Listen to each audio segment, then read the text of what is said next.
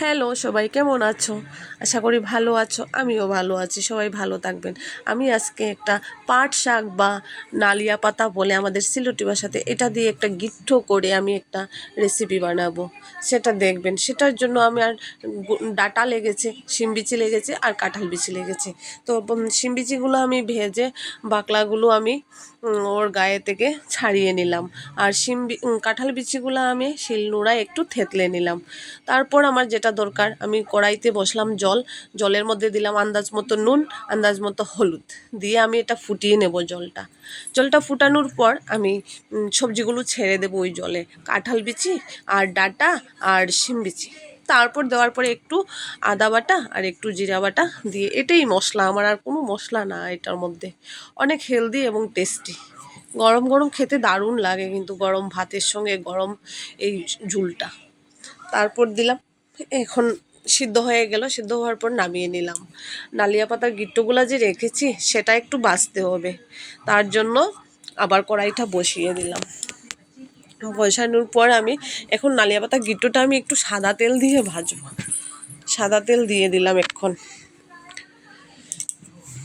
সাদা তেল দিয়ে ভেজে নেব।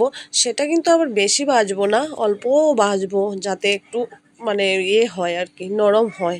তার জন্য একটু নুন দিলাম আর হলুদ দেয়নি, একটু নুন দিয়ে একটু ভেজে আমি এখন উঠিয়ে নেব। ভাজাটা হয়ে গেছে।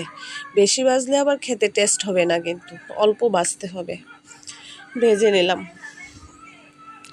ভেজে নেওয়ার পর যেটা করতে হবে, এবার একটু ফোড়ন দিতে হবে। ফোড়নের জন্য কোনো কিছু দরকার নেই, গোটা শুকনো লঙ্কা আর গোটা জিরা আর গোটা পাঁচফোড়ন দরকার। দিয়ে দিলাম গোটা লঙ্কা, শুকনো লঙ্কা দেওয়ার পর এটা ভেজে নিলাম। তারপরে গোটা জিরা আর গোটা পাঁচফোড়ন দিয়ে দিলাম। তারপর তো ভেজে নিলাম, ভেজে নিয়ে বাস এবার ফোড়ন দিয়ে দিলাম সবজিটা, ঝুলটা। তো ফোড়ন হয়ে গেল। ফোড়ন হওয়ার পর একটু জাল দেব। জাল দেওয়ার পর যখন এটা ফুটে উঠবে, তখন যে নালিয়া পাতার গিট্টুটা আছে ওইটা দিয়ে দেব। ওইটা দিয়ে দিলাম। এখন দিয়ে দেওয়ার পর কিছুক্ষণ নাড়াচাড়া করে একটু জলে ফুটবে। এটা এটা হয়েই গেছে।